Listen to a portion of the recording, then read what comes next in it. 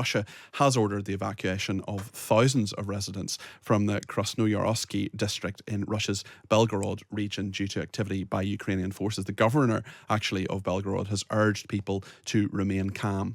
Kyiv has increased activity near the border just days after launching a surprise invasion of Russian territory. This is the most significant incursion into Russian territory since Moscow launched its full-scale invasion of its neighbour in 2022. Well, let's speak now to Andrii Osadchuk. He's a member of the Ukrainian Parliament for the Liberal pro-EU Golos party. Welcome, Andrii. Good afternoon. Thank you for having me here. What do you see as Ukraine's objectives here? Is the aim to capture a Kursk power station? Is it to boost morale, drawing Russian troops away from the front line? What's the point of this incursion? There are a lot of objectives. First of all, for the last 2 years, starting probably summer 2022, we were repeating that it is impossible for us to succeed in this war if we will continue just symmetric combat actions. Russia is bigger, Russia has more people, Russia has more military equipment, Russia has advantage in attacking us from a very far distance. So that's why we had to invent some creativity, some unstandard moves, some technological decisions, and so on and so forth. So that's why so this operation, as I know, was prepared for a very long period of time.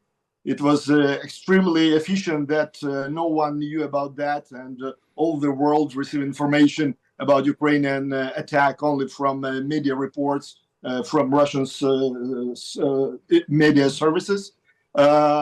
Mostly we want to increase the front line.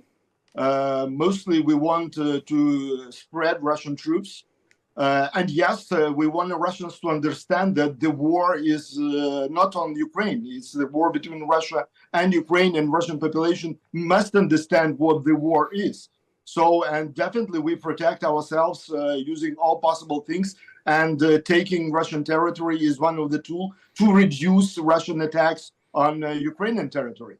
But said that, please remember in Britain that for the 30 months of this big war, we passed a huge way from Russian promises to take Kyiv in 3 days to Russian activity to evacuate their own people from their own territory, meaning that Russia is much weaker than one may think, and Ukraine is much, much stronger than one may think. You talk about the element of surprise there, the asymmetry of this. How much is the shock element a big factor here? I think it was extremely successful. So the operation was extremely well prepared, as from the military point of view, as from informational point of view. It's not the secret that for the last 2.5, 3 months, Ukrainian top leadership was making a lot of strange statements about the threat from Russia in the north of Ukraine, meaning that we confused Russians, and they really did not expect that we will be so aggressive and so brave to attack them. They were definitely unprepared. And it's another signal for everyone in this world that, in fact, Russia is not prepared for any attack from any side. So they're very brave in their statements. Yes, they can attack countries like Ukraine if they prepare the offensive operation. But overall, Russia is very weak, and this operation in Kursk region is a good example for that. So for us, it's important to keep this territory.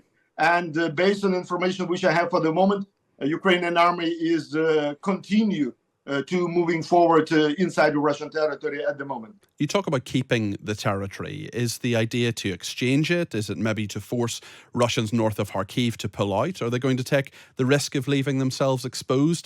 Do you think where, in your estimation, in your analysis, does this leave them? You've talked about them being weakened, but what are their options now in relation to what you would like to happen?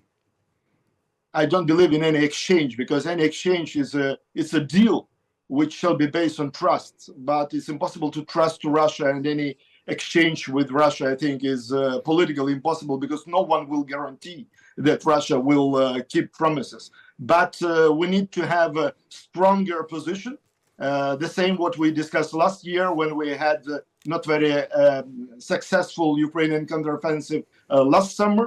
Now situation is changing, so a stronger Ukraine will have its position, as more chances that one day we will be able together with our Western allies, to talk on something with the Russian Federation, but not on something we want to reestablish the territorial integrity and sovereignty of Ukraine. It's our obligatory and the only position, because we want to act based on international law, and we want to restore the international law.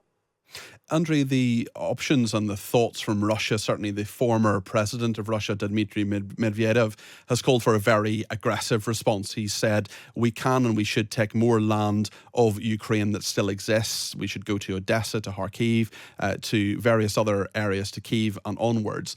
Is that just fighting talk, or is there a worry that that could turn into a reality in terms of how things stand here, because Ukraine seems to have the upper hand? If you trace what Medvedev is saying on Twitter, he's paranoid clown. So he's just trying to repeat that Mr. Zhirinovsky, if you know what I'm talking about. And that's the same statements what Medvedev is doing for the last couple of years. But as we see, reality is absolutely different. Mostly Medvedev is talking to his own people, because he's trying to increase motivation of Russians. But as we see, Russian population is fully disappointed, because Medvedev and Putin, they promised to Russian population absolutely different picture of reality. And now, in fact, they don't know what to say to their own people to justify the collapse of Russian policy and to justify the collapse of Russian aggression against Ukraine. Andrii Osadchuk, member of the Ukrainian Parliament for the Liberal pro-EU Golos Party, thank you for joining us on Times Radio.